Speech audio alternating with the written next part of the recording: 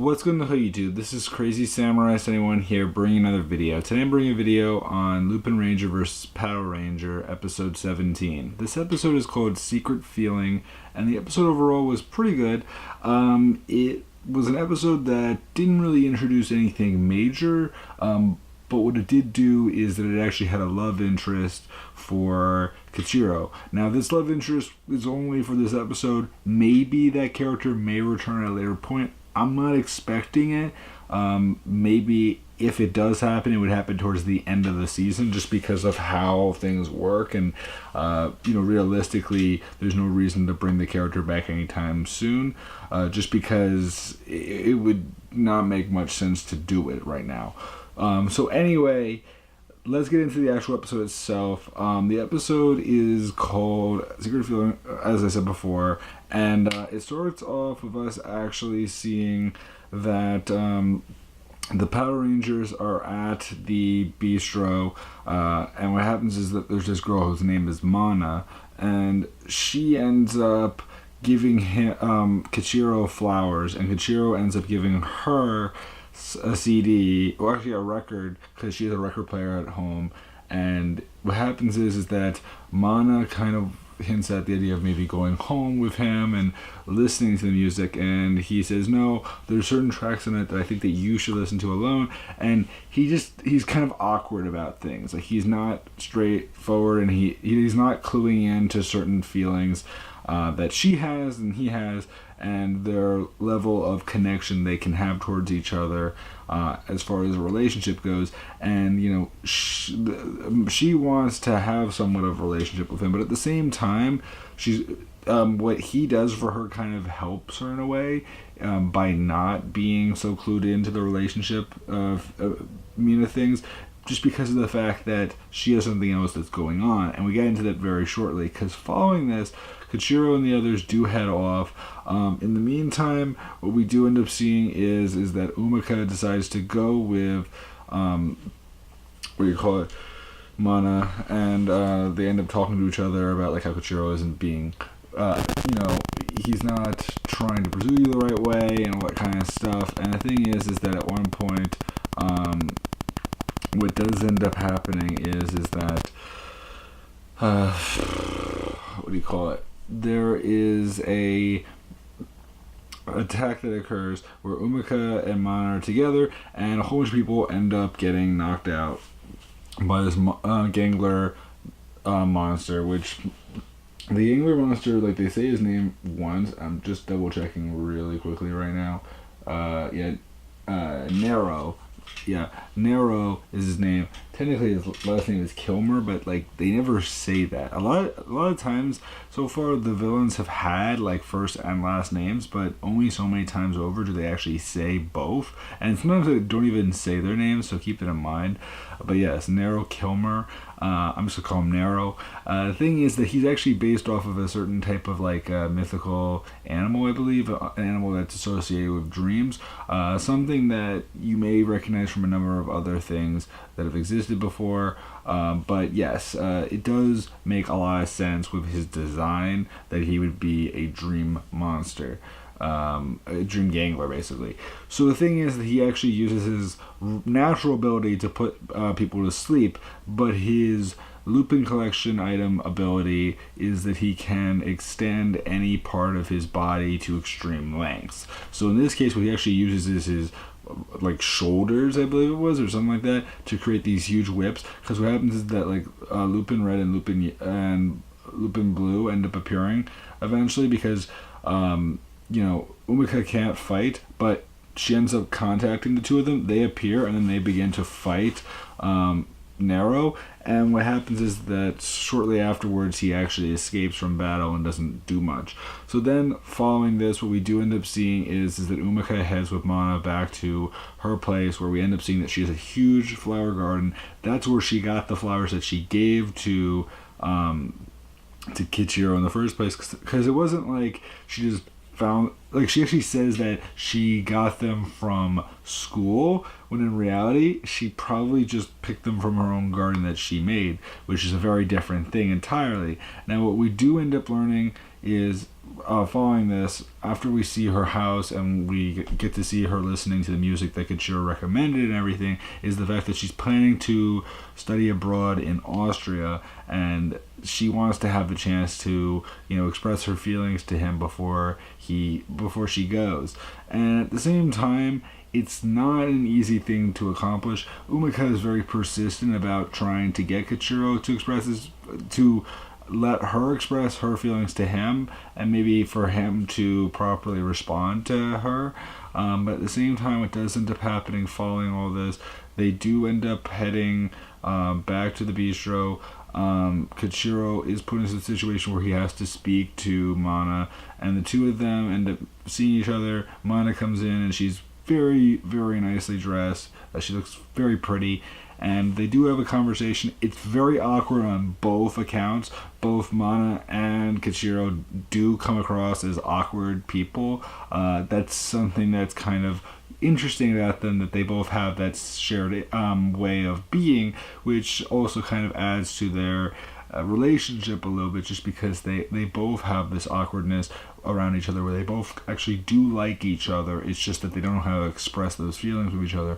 The other thing to remember is that Kichiro is someone that fights ganglers, and he's so focused on bring peace rather than pursuing relationships right now. And at the same time, in her situation, what becomes more and more clear over time is that she's studying abroad, and she ends up mentioning this to Kichiro, and he says, "I hope that you stay healthy and it is a successful time."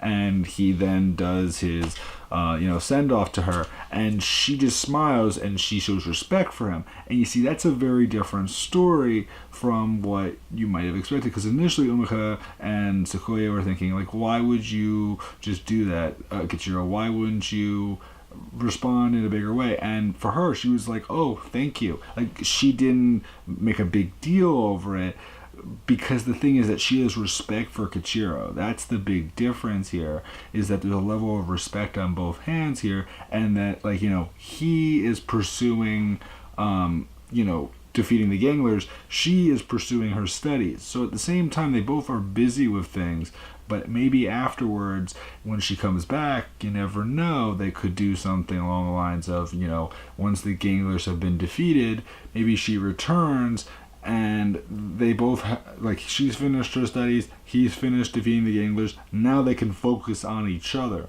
Nothing says that it's going to happen for sure, but it is a possibility to consider, and you never know, it might just happen towards the end of the season.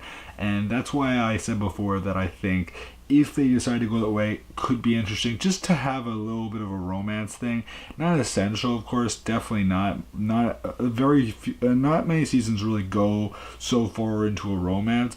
There are a few exceptions, of course. I can think of one right away, which is Patoranger, but that's one of the biggest exceptions.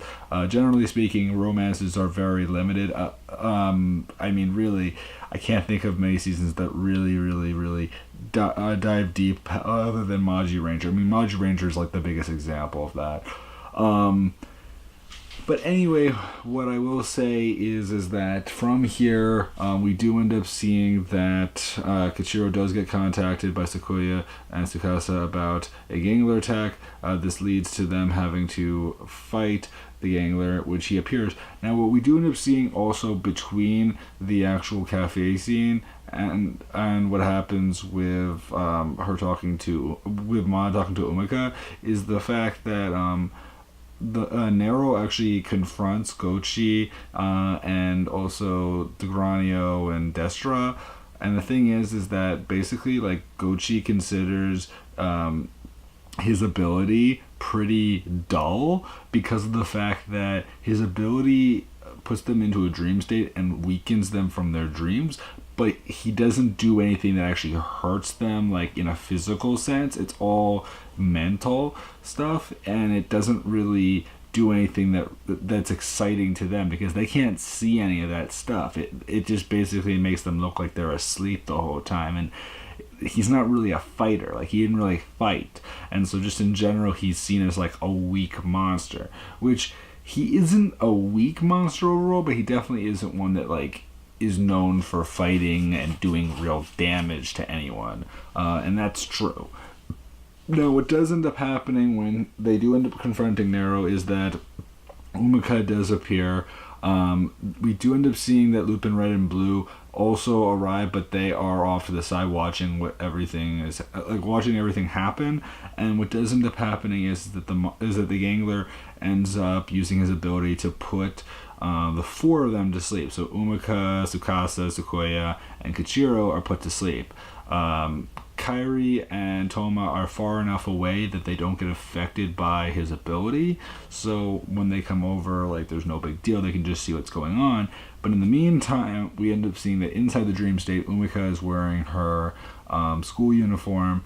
In the meantime, she ends up heading over to Tsukasa, and she is snuggling with tons of stuffed animals, and she is enjoying her dream, and this is leading to her getting weaker and weaker because she's indulging upon her dreams. At the same time, we end up seeing that Sequoia ends up having this whole notebook with great photos of Umika because, he fixates upon Umika so much. I guess that's really where they're basing him still, because he doesn't have much of a real backstory overall, and that's kind of the one thing that they are really focusing on more than anything so far, at least right now. As far as things go with Kichiro is seen as a police officer similar to the previous episode, I believe it was, where we ended up seeing the flashback in the episode before that with the cop that inspired him to become a cop when he was a young boy. Seeing him with the same kind of police officer's hat, and him in this case having no ganglers to worry about and just having quiet and peace. But the thing is that what Umika does to actually break Kichiro out of his state of peace to restore him to his natural mindset is that he actually sings the song that Mana and him bonded over, and it begins to remind him of Mana and about how he remembered seeing her and her beauty and everything like that. And what that eventually leads to is him coming to, and he uses his versus changer to blast a hole into the dream world, leading to them being able to break out, leading to all three Power Rangers breaking free, and also Lupin Yellow, which is Umika, breaking free. So then following this, what we do end up seeing is that quickly afterwards, Kairi ends up grabbing at the Lupin collection item that the monster had, and then following this, what we do end up seeing is that the Power Rangers get Good Striker. They end up using Ugo and end up doing a finishing attack against the monster. The monster is then turned big by Gochi. Following this, the Power Rangers use Good Striker to form Patoranger, and then they actually end up using the Patoranger Biker mode first, and then they switch to Patoranger Strong, which is a combination of Crane and Drill that we've seen before. So yes, that does get shown off. Very cool. And after that, they just use all those combinations to eventually defeat the monster. Following this, what we do end up seeing is that Mana does head to the airport.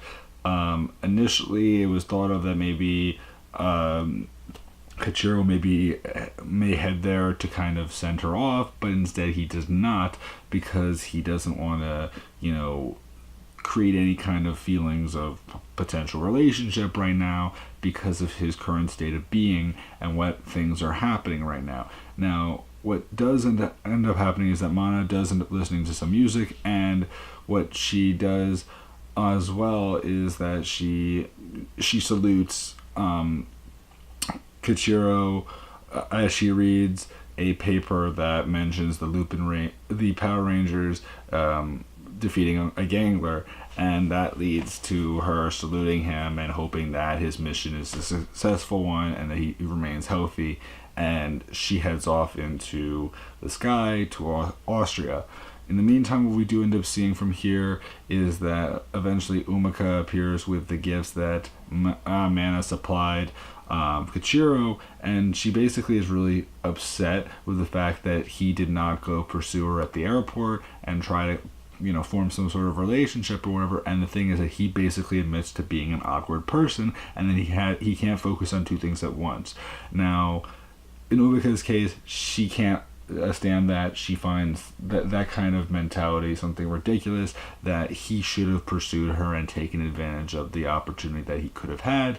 But at the same time, what does end up happening is that Umika heads off, and then from there, what does end up happening is that Kichiro ends up suspecting again that the people at the bistro or at Jurors might still be the thieves, but Tsukasa and Tsukuya basically say again that their alibi proved that they were not the thieves.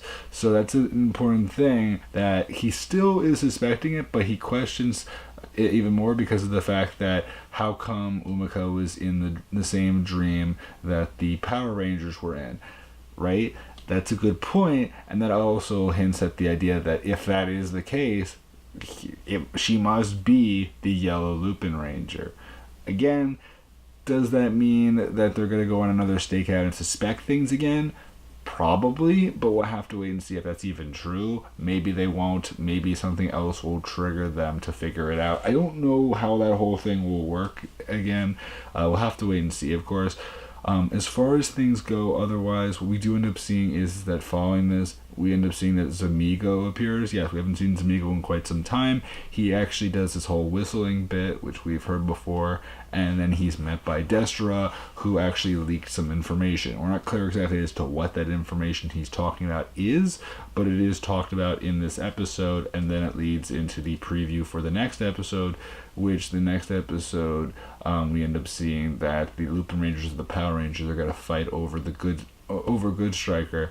And there's also going to be a point in the episode where Kairi, Tsukasa, and Sequoia, I believe it is, are going to create that mecha combination. So in other words, they're going to create using their basic dial fighters and trigger machines into one mecha. So it'll become like this Lupin Kaiser combination that features the two main arms of Patoranger. So that's kind of interesting to see. And yes, the Power Rangers will be in the mecha when this is happening. Does that mean that they'll be actually working as a team that whole time? It's unclear, but I'm definitely looking forward to seeing how that whole thing will work. And things are just looking interesting. We'll have to wait and see overall. Again, I'm just looking forward to Lupin X and Patoranger X right now more than anything, just because I need something like that right now. But overall, I mean, I think the show's okay so far. I just need something to kind of, create a new perspective, and that's what those characters hopefully will do for me, is they'll make me even more happy with what we're getting so far. Because right now I'm not disliking it, but I definitely feel like that they need to have something to kind of expand things and mix things up a little bit, because just introducing new mechas is fine, but we need more story and not just like background now. Like, we've had background. Focus on like the main plot now. That's what I'm waiting for, a lot more of the main plot, because we still don't know anything about Kagori, and that kind of is annoying right now, because it's like we're 17 episodes in and we still barely know a thing about this character that's been super mysterious. I want to know more. Same with Amigo, of course. So please remember to like, comment, subscribe. Tell me what you guys think. And I'll see you guys in the next video. So until then, guys, I'm Crazy71, and goodbye, guys.